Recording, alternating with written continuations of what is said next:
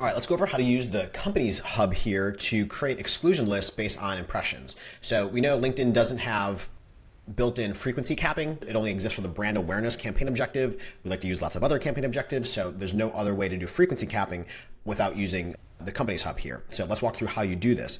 Number one, the hub here is awesome because it'll start to show you all the companies that are interacting with your ads in your organic posts on LinkedIn. There's a lot of great columns here. I can see organic impressions, organic engagement, paid impressions, paid clicks, paid leads, company size, industry, headquarters, and then if it's on any list that I have.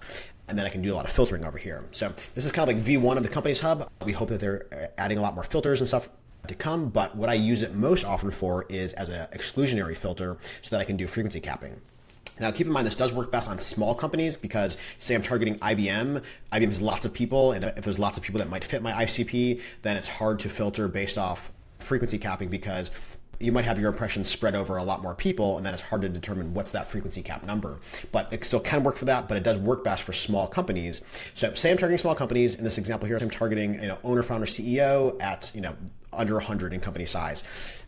Then what I'm doing, as I target these companies, there's only like one or two people with those job titles, so I'm okay to do lower frequency caps.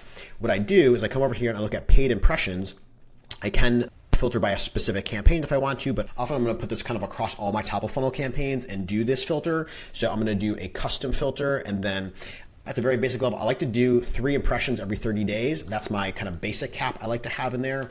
Sometimes I'm going to do lower or higher depending on what I'm seeing in the campaign performance, but at least if a company sees 3 impressions over 30 days, that can be a lot for a top of funnel campaign because I want my top of funnel campaigns going out to find and reach more people. So if a company's already seen 3 impressions, then I want to exclude them for those 30 days. And then after 30 days, we can show them some more impressions again. But you can see here, we do have a lot of ones here for self-employed, Forbes Technology Council, Self-AI Startup. Lots of people list these on their profiles. These aren't unique companies. A lot of people just I have a stealth company. So often I'll come over here and I'll exclude some of these ones that I know a lot of people are in if these are companies I want to be targeting. Pavilion, YPO, a lot of people might have these as secondary jobs. So YPO, I'm going to exclude. Stealth startups, Pavilion, just to show you a few examples.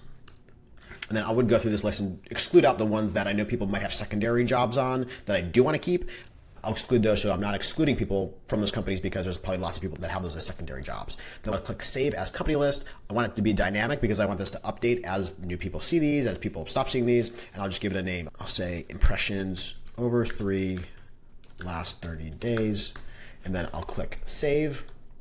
And then from there, it's going to save that into my account, and then I can go to a campaign and add that as an exclusion. Let's take a look at what that looks like.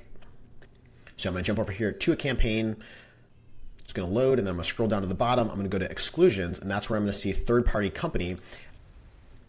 So what I do is I come over here to exclusions, and then I exclude the list that I just built. All right, so that's how you use the new companies hub to do exclusions based on impression frequency. Often we want to cap our top of funnel impression frequency so that those campaigns go after new people. This is a great way to be able to do that. So lots of good data in here to be using for your own insights and your own planning and analytics. But let me know your thoughts on this. Have you used this successfully? Have you used it in other ways? Drop your comments below and we'll go from there.